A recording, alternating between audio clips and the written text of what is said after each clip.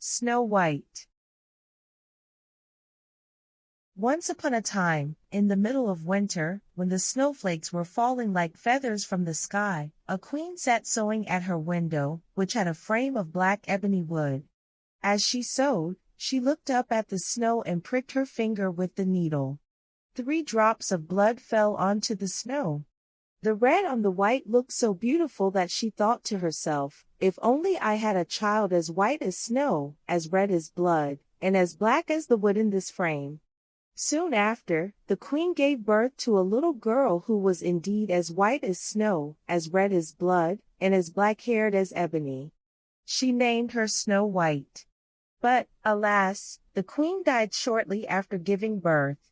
A year later, the king took another wife. She was a beautiful woman, but she was proud and haughty, and she could not bear to be surpassed in beauty by anyone. She possessed a magical mirror, and every day she would stand before it and ask, "Mirror, mirror on the wall, who in this land is fairest of all?" To this the mirror would always reply, "You, my queen, are fairest of all." This made her happy because she knew the mirror spoke the truth. Snow White grew up and became ever more beautiful. When she was 7 years old, she was as beautiful as the day, and even more beautiful than the queen herself. When the queen asked her mirror, "Mirror, mirror on the wall, who in this land is fairest of all?" the mirror replied, "You, my queen, are fair, it is true. But Snow White is 1,000 times fairer than you." The queen was shocked and became yellow and green with envy. From that moment on, whenever she saw Snow White, her heart turned over inside her body, so great was her hatred for the girl. Envy and pride grew like weeds in her heart until she no longer had any peace. Finally, she summoned a huntsman and said, "Take the child out into the forest. I never want to see her again. Kill her, and bring me back her heart as proof." The huntsman obeyed and took Snow White into the forest. But when he drew his hunting knife and was about to stab her innocent heart, Snow White began to cry and said, "Oh, dear huntsman, spare my life. I will run into the wild forest and never come back." Because she was so beautiful, the huntsman took pity on her and said, "Run away, then, you poor child." He thought, the wild animals will soon devour you anyway, and yet it felt as if a stone had been lifted from his heart because he didn't have to kill her. Just then, a young boar came running by. He killed it, took out its heart, and took it back to the queen as proof. The cook had to boil it with salt, and the wicked queen ate it, thinking she had eaten Snow White's heart. Poor Snow White was now all alone in the great forest. She was so frightened that she just looked at all the leaves on the trees and didn't know what to do. Then she began to run, and she ran over sharp stones and through thorns. Wild animals jumped at her, but they did her no harm. She kept running until she could no longer. Just as evening was about to fall, she saw a little house and went inside to rest. Inside the house, everything was small but neat and orderly. There was a little table with 7 little plates, and each plate had a little spoon, a little knife, and a little fork. There were 7 little mugs as well. Against the wall, there were 7 little beds lined up in a row, each covered with crisp white sheets.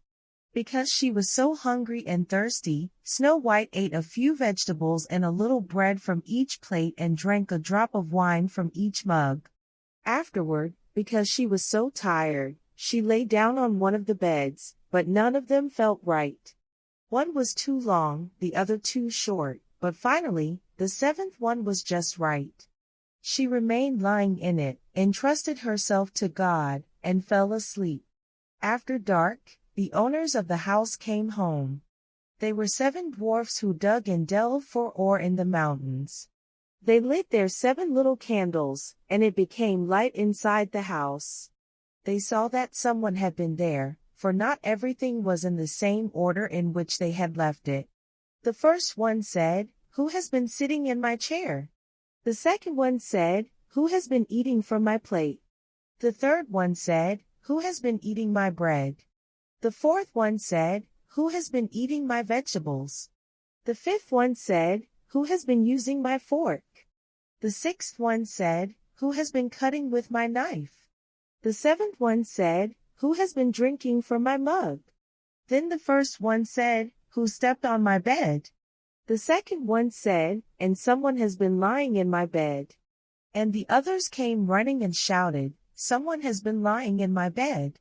But when the seventh one looked at his bed, he saw Snow White lying there asleep. The seven dwarfs all came running up, and they cried out with amazement. They fetched their 7 little candles and shone the light on Snow White. "Oh good heaven! Oh good heaven!" they cried. "This child is so beautiful." They were so happy that they didn't wake her up but let her continue to sleep in the bed.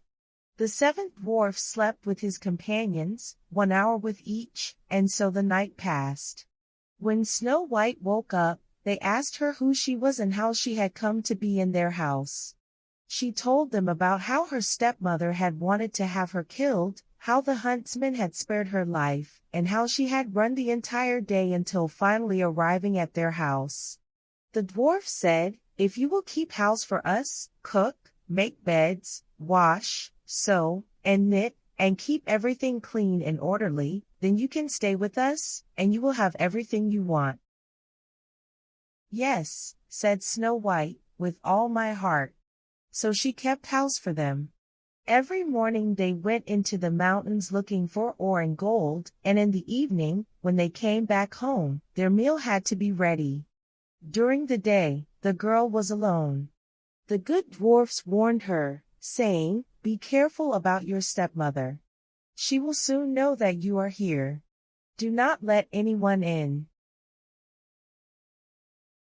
The queen, believing that she had eaten Snow White's heart, could only think that she was again the first and most beautiful woman of all. She stepped before her mirror and said, "Mirror, mirror on the wall, who in this land is fairest of all?" The mirror answered once again, "You, my queen, are fair, it is true. But Snow White, beyond the mountains with the 7 dwarfs, is 1,000 times fairer than you." The queen was horrified because she knew that the mirror never lied. She realized that the huntsman had deceived her and that Snow White was still alive. Then she thought and thought again how she could rid herself of Snow White, for as long as she was not the most beautiful in the land, her jealousy would give her no rest. Finally, she came up with a plan. She disguised herself as an old peddler woman so that no one would recognize her. In this disguise, she crossed the 7 mountains to the 7 dwarfs' house. She knocked on the door and called out, "Beautiful wares for sale, for sale." Snow White peeped out the window and said, "Good day, dear woman. What do you have for sale?" "Good wares, beautiful wares," she answered.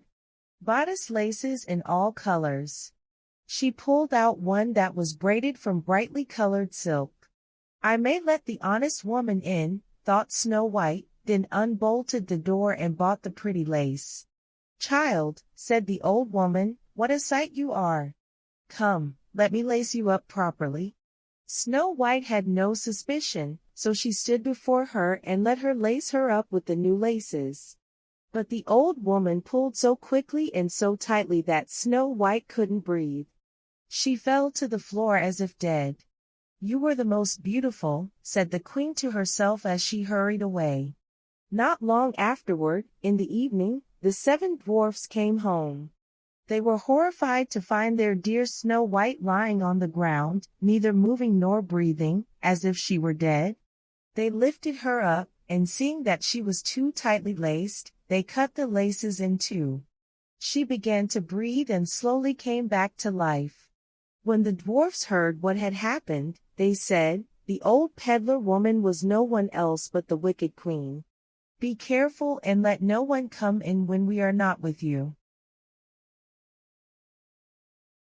When the wicked woman returned home, she went to her mirror and asked, "Mirror, mirror on the wall, who in this land is fairest of all? The mirror answered once again. You, my queen, are fair, it is true. But Snow White, beyond the mountains with the 7 dwarfs, is still 1,000 times fairer than you. When she heard this, all her blood ran to her heart with fear, for she saw clearly that Snow White was still alive. This time, she said, I shall think of something that will destroy you. Then with the art of witchcraft, which she understood, she made a poison comb. Disguising herself as a different old woman, she crossed the 7 mountains to the 7 dwarfs' house and knocked on the door, calling out, Good wares for sale, for sale. Snow White looked out and said, Go on your way. I am not allowed to let anyone in. You surely may take a look, said the old woman, pulling out the poison comb and holding it up. The girl liked it so much that she allowed herself to be deceived and opened the door. After they had agreed on the purchase, the old woman said, Now I will comb your hair properly. She had barely stuck the comb into Snow White's hair when the poison took effect, and the girl fell down unconscious. You specimen of beauty, said the wicked woman, now you are finished. And she walked away. Fortunately, it was almost evening, and the 7 dwarfs came home. When they saw Snow White lying on the ground as if dead, they immediately suspected her stepmother. They examined her and found the poison comb. They pulled it out, and Snow White came back to life and told them what had happened. Once again, they warned her to be on guard and not to open the door to anyone. Back at the castle, the queen went to her mirror and asked, Mirror, mirror on the wall, who in this land is fairest of all? The mirror answered, You, my queen, are fair, it is true. But Snow White, beyond the mountains with the 7 dwarfs, is still 1,000 times fairer than you. When the queen heard the mirror say this, she trembled and shook with anger. Snow White shall die, she cried, if it costs me my life. She went into her most secret room, no one else was allowed inside, and made a poisoned apple. On the outside, it was beautiful and rosy-cheeked, and anyone who saw it would want it. But whoever ate even a little piece of it would die. When the apple was ready, she painted her face and disguised herself as a peasant woman. Then she crossed the 7 mountains to the 7 dwarfs' house. She knocked on the door. Snow White stuck her head out of the window and said, I am not allowed to let anyone in. The 7 dwarfs have forbidden me. That is all right with me, answered the peasant woman. I'll easily get rid of my apples. Here, I'll give you one of them. No, said Snow White, I cannot accept anything. Are you afraid of poison? Asked the old woman. Look, I will cut the apple in 2. You eat the half with the beautiful cheek, and I shall eat the other. But the apple had been so artfully made that only the cheeky side was poisoned. Snow White longed for the beautiful apple, and when she saw that the peasant woman was eating it, she could no longer resist. She stuck her hand out and took the poisoned half. She barely had a bite in her mouth when she fell to the ground dead.